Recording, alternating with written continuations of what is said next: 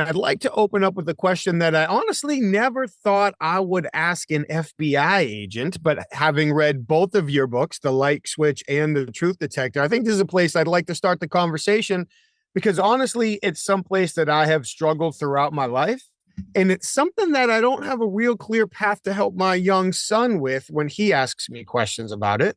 So, thinking back to your work, what can I or we do better when it comes to making friends? I think we have to pay attention to the nonverbal signals initially that tell other people we're not a threat, that we're friendly, that we're open to them. And there's basically three friend signals. The first one is the eyebrow flash, which is an up and down movement of the eyebrows. It's very quick. It's about 1/64th of a second, really quick. And with that, it's a long distance signal that tells the other person that we're not a threat. So typically what happens is two people will approach one another and they will exchange eyebrow flashes. That simply says, I'm not a threat, you're not a threat. The second thing we do is we have a tendency to tilt our head to one side or the other as a friend signal. And the reason we do that is because when we tilt our head one side or the other, we're exposing our carotid artery. And that's pretty vulnerable because if we cut our carotid artery, we're going to be dead in a few minutes.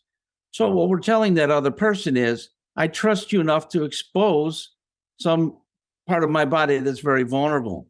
And to give a good example of this, if you have any pets, particularly dogs, when you come home and you meet your dog will sit there and typically greet you by tilting its head one way or the other. All the dog is saying is, I'm not a threat.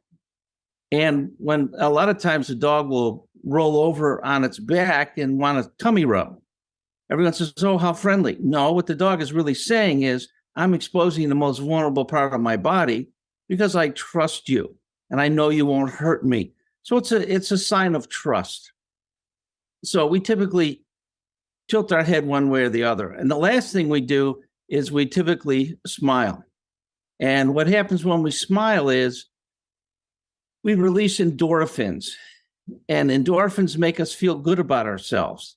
And there's a golden rule of friendship that says, if I make you feel good about you, you're going to like me. So if I smile at you, you smile back, we're both releasing endorphins, we make each other feel good about ourselves, and we have the tendency to like one another. And I always tell people these are kind of not unconscious, but semi-conscious signals that we exchange multiple times during the day. For example, if you're going down the hallway and you meet a coworker, you typically, for the first time, you typically say, hey, how you doing? And the second time you meet them, you don't say, hey, how you doing? You typically do an eyebrow flash, a head tilt, a smile, or all three. And guys do the chin thing. They'll stick their chin out. And those are just signals that we send each other semi-consciously that we're not a threat.